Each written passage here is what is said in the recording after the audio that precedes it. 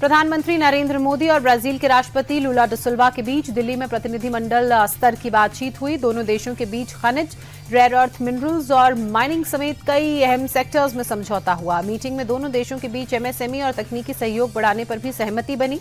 PM ने Brazil को भारत का बड़ा ट्रेड पार्टनर बताते हुए कहा कि भारत और ब्राजील साथ हैं तो ग्लोबल साउथ में हमारी आवाज और मजबूत होगी। भारत के साथ अमेरिका की ट्रेड डील जारी रहेगी। अमेरिकी राष्ट्रपति डोनाल्ड ट्रंप ने शुक्रवार को साफ कर दिया कि भारत के साथ टैरिफ की नीतियों में किसी तरह का बदलाव नहीं किया जाएगा। उन्होंने भारत के साथ ट्रेड डील को फेयर बताते हुए कहा कि भारत अब टैरिफ का भुगतान करेगा। राष्ट्रपति डोनाल्ड ट्रंप ने कहा कि भारत ने उनकी गुजारिश पर रूस से तेल की खरीद भी कम कर दी है। राष्ट्रपति ट्रंप ने पीएम मोदी के साथ अपने संबंधों का जिक्र करते हुए उन्हें एक स्मार्ट मैन बताया। अमेरिकी सुप्रीम कोर्ट के फैसले के 3 घंटे के अंदर अमेरिकी राष्ट्रपति डोनाल्ड ट्रंप ने सभी देशों पर 10% अतिरिक्त टैरिफ लगाने के एग्जीक्यूटिव ऑर्डर पर हस्ताक्षर किए। राष्ट्रपति ट्रंप ने सुप्रीम कोर्ट के टैरिफ को अवैध करार दिए जाने के फैसले को निराशाजनक बताते हुए कहा कि अब वो गेम 2 के तहत टैरिफ के नए रास्तों की तलाश करेंगे। ट्रंप ने सेक्शन 122 का जिक्र किया, जिसके तहत वो 150 दिन के लिए 15% तक ग्लोबल टैरिफ लगा सकते हैं।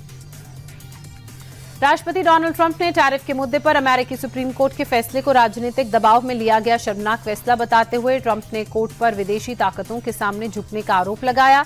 कहा उनकी बात नहीं सुनी गई। ट्रंप ने कहा उन्होंने टैरिफ के जरिए करीब 35 मिलियन लोगों की जान बचाई। 4 साल पहले इस तरह के फैसले के बारे में कोई सोच नहीं सकता। ट्रंप ने एक बार फिर टैरिफ के जरिए 8 युद्धों को रुकवाने का भी जिक्र किया। एआई समिट में प्रदर्शन करने वाले 4 आरोपियों को दिल्ली पुलिस ने पटियाला हाउस कोर्ट में पेश किया। कोर्ट से पूछताछ के लिए आरोपियों की पुलिस ने 5 दिन की रिमांड मांगी। वहीं आरोपियों के वकील ने कोर्ट में दलील दी कि वे शांतिपूर्ण तरीके से प्रदर्शन कर रहे थे, ऐसे में उन्हें जमानत दी जाए। फिलहाल कोर्ट ने पूरी मामले में सुनवाई के बाद अपना फैसला सुरक्षित रख लिया है।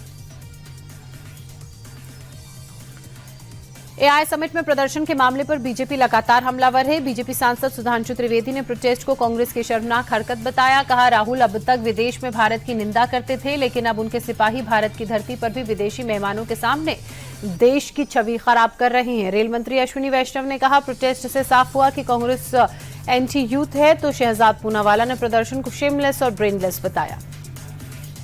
एआई समिट में यूथ कांग्रेस के प्रदर्शन को केंद्रीय मंत्री किरण रिजिजू ने सोची समझी साजिश बताया। रिजिजू ने कांग्रेस पर आरोप लगाते हुए कहा कि देश की तरक्की नहीं देख सकते। उन्होंने राहुल को भी आड़े हाथों लिया। रिजिजू ने कहा कि राहुल देश विरोधी ताकतों के साथ खड़े हैं। उन्होंने देश की संप्रभुता पर हमला किया।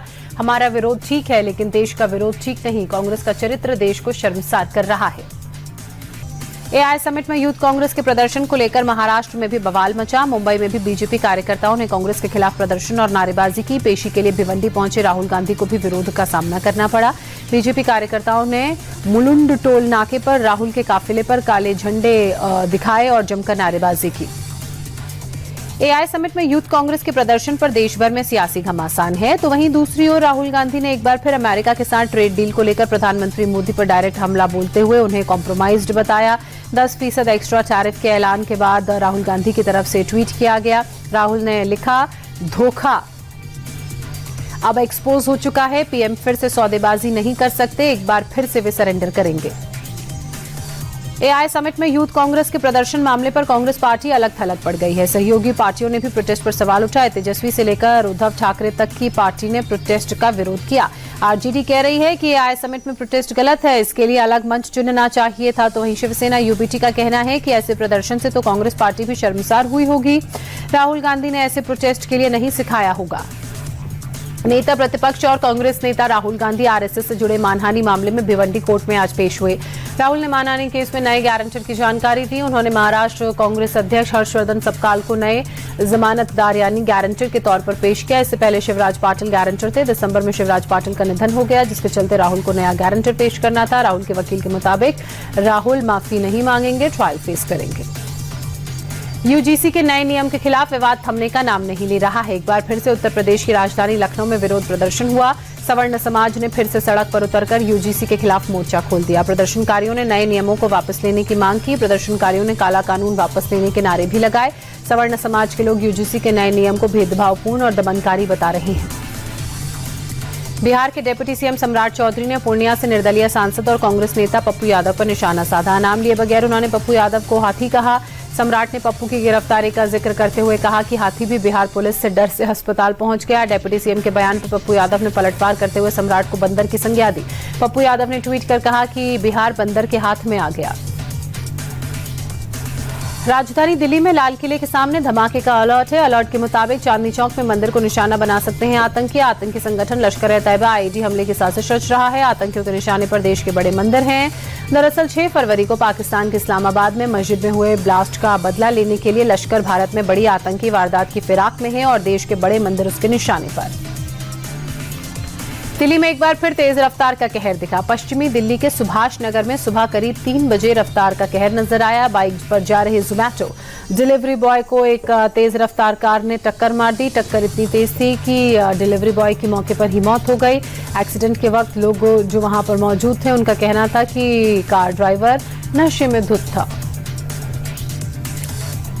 कोलकाता की चर्चित जाधवपुर यूनिवर्सिटी एक बार फिर से चर्चाओं में है। यूनिवर्सिटी में आईसीसी यानी इंटरनल कंप्लेंट्स कमेटी के चुनाव चल रहे हैं।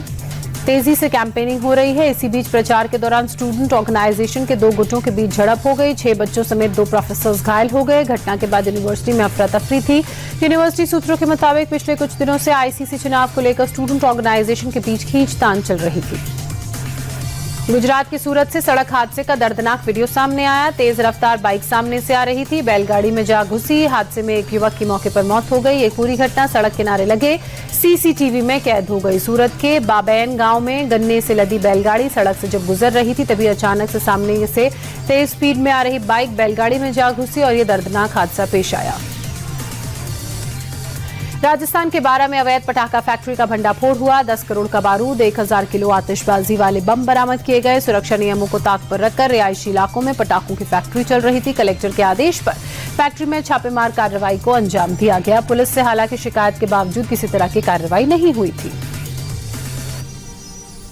गाजियाबाद में पुलिस ने कफ सिरप तस्करी मामले में बड़ी कार्रवाई की। मुख्य आरोपी सौरभ त्यागी की करीब 2 करोड़ की संपत्ति जब्त की। जांच में सामने आया था कि आरोपी कफ सिरप इकट्ठा कर एनसीआर में तस्करी करता, जहां वो आरएस फार्मा फर्म के जरिए अवैध कारोबार चला रहा था। मामले में अब तक 8 लोगों की गिरफ्तारी की जा चुकी है। त्योहारों के मद्देनजर यूपी का खाद्य सुरक्षा विभाग एक्शन में है। एफएसडीए की टीम ने जगह जगह छापेमार कार्रवाई की। लखनऊ में भारी मात्रा में मिलावटी खाने के सामान को पकड़ा।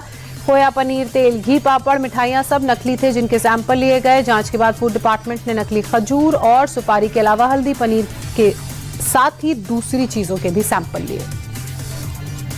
यूपी के हापुड़ में सेहत के साथ खिलवाड़ करने का बड़ा मामला सामने आया है। दिसंबर में खाद्य विभाग ने छापा मारकर 2 टन चना सीज किया और जांच के लिए सैंपल्स को लैब भेज दिया।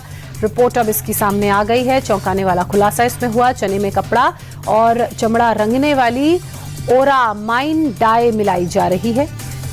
मिलावटी चने में कैंसर का खतरा पैदा करने वाले केमिकल्स की भी पुष्टि हुई है। रिपोर्ट के बाद प्रशासन ने कानूनी कार्रवाई शुरू कर दी है। देहरादून में पार्किंग विवाद को लेकर पड़ोसियों के बीच हिंसक झड़प हो गई। घटना गणेश विहार इलाके की है। घर के सामने स्कूटी खड़ी करने को लेकर विवाद हुआ। हटाने पर परिवार भड़क गया। अमित चौहान और समीर के बीच स्कूटी हटाने को लेकर कहासुनी हुई। थोड़ी देर बाद समीर अपने दोस्तों के साथ अमित के घर पहुंचा, हमला बोल दिया, जमकर तोड़फोड़ की। परिवार के 2 लोगों को इसमें गंभीर चोटें आई हैं। पुलिस ने 6 नामजद आरोपियों समेत कुछ अज्ञात के खिलाफ केस दर्ज कर लिया है। मध्य प्रदेश की कटनी में तेज रफ्तार का कहर दिखा। खतरनाक वीडियो सामने आया। बेकाबू कार ने एक दो नहीं बल्कि लगातार 4 दुकानों को अपनी रफ्तार से उड़ा दिया। हादसे में कुछ बाइक वाले भी चपेट में आ गए। पूरी घटना 4 से 5 लोग बुरी तरह से घायल हो गए। ये पूरा वाकया सीसीटीवी में कैद हो गया जो दुकान में लगा था। पुलिस ने अब इस फुटेज के आधार पर संज्ञान लेते हुए केस दर्ज कर लिया है। आरोपी ड्राइवर को कार सहित गिरफ्तार कर लिया है। अहमदाबाद में हिंदू शादी समारोह में मुस्लिम समाज के लोगों ने जमकर बवाल काटा। सरकारी सामुदायिक भवन में हिंदू परिवार की शादी चल रही थी। शादी में मंगल गीत और भक्ति गीत बज रहे थे। सामुदायिक भवन में आसपास रहने वाले मुस्लिम समाज के लोग गुस्से में आ गए। पहले उन्होंने आवाज कम करने के लिए कहा, बाद में दोनों के बीच भिड़ंत हो गई, जिसके बाद मुस्लिम समाज के लोग गेट खोलकर सामुदायिक भवन के अंदर घुसने की कोशिश करने लगे। इस दौरान मारपीट हुई। तेलंगाना के कामारेड्डी में गाना बजाने को लेकर दो समुदायों के बीच जबरदस्त झड़प हुई। बांसवाड़ा शहर में एक दुकान पर धार्मिक गाने बज रहे थे, तभी एक ग्राहक ने इस पर ऐतराज जताया, वीडियो बनाना शुरू किया, जिसके बाद स्टाफ और दुकानदार से ग्राहक की बहस हुई। देखते देखते बहस ने हिंसक रूप धारण कर लिया और धक्का मुक्की होने लगी। पत्थरबाजी भी शुरू हो गई। काबू पाने के लिए भीड़ पर पुलिस ने हल्का लाठीचार्ज किया। एक्टर रणवीर सिंह को धमकी देने के मामले में मुंबई पुलिस ने जांच तेज कर दी है। वॉइस नोट में हैरी बॉक्सर की आवाज की पुष्टि हुई है। पुलिस ने अब आरोपी के खिलाफ एफआईआर दर्ज कर ली और हैरी बॉक्सर के खिलाफ लुकआउट सर्कुलर भी जारी कर दिया गया है।